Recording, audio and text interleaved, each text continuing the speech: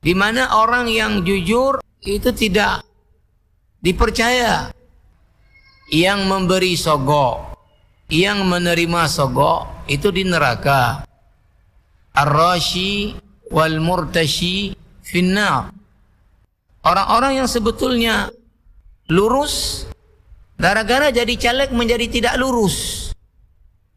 Kalau istilah bahasa hukumnya equality before the law. Ya Allah, ya Rahman, ya Allah, ya Rahman. Di antara tanda mendekatnya kiamat adalah ini zamannya yang disebut Rasulullah sallallahu alaihi wasallam dalam hadis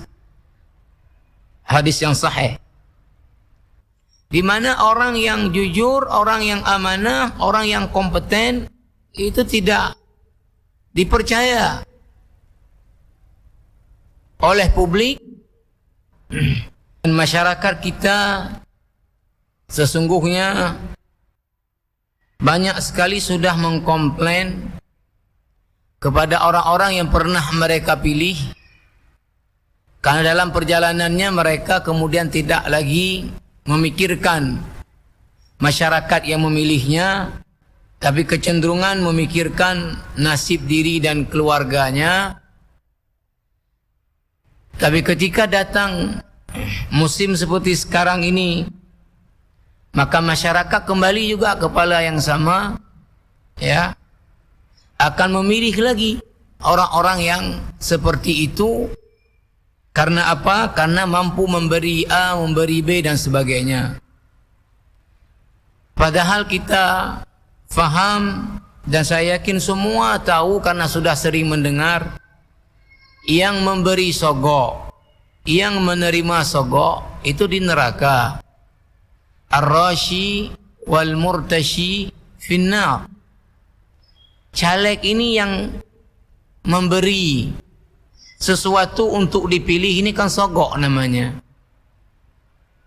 Masyarakat yang menerima yang diberi kemudian memilih karena diberi itu, ini kan namanya menerima sogok.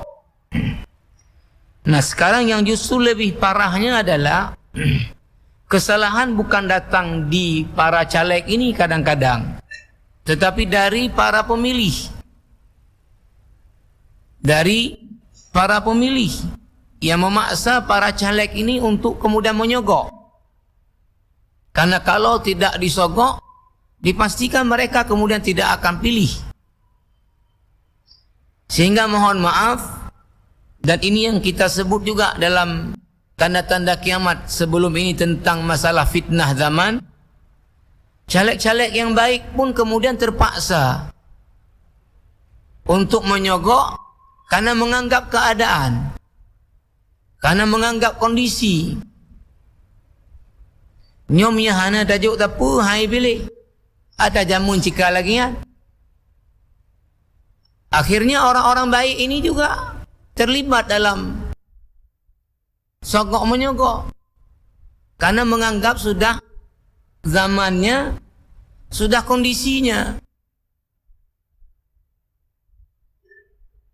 Nah, sehingga apa kita sebut tadi, orang-orang yang sebetulnya lurus, gara-gara jadi caleg menjadi tidak lurus,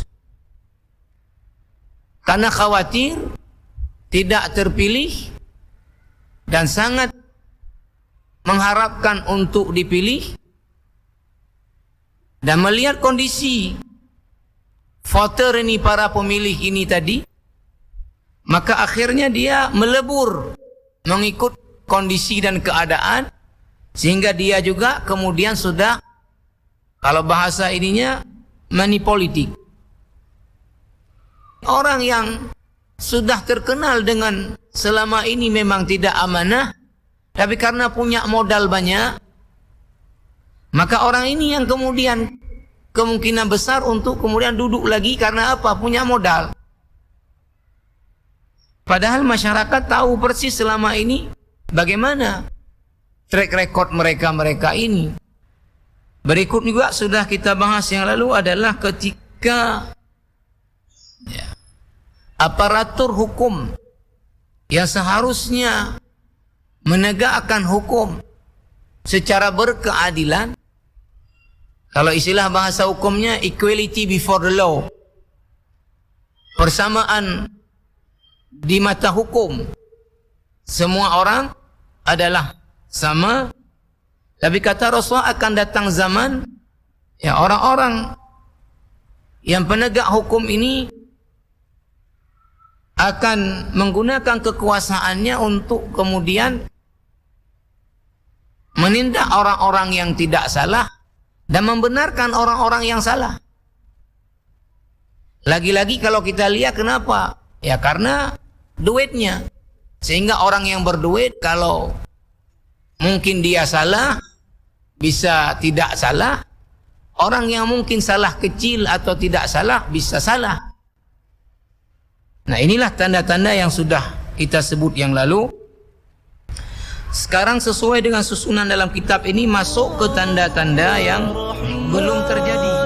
Ya Allah, ya Rahim, ya Allah.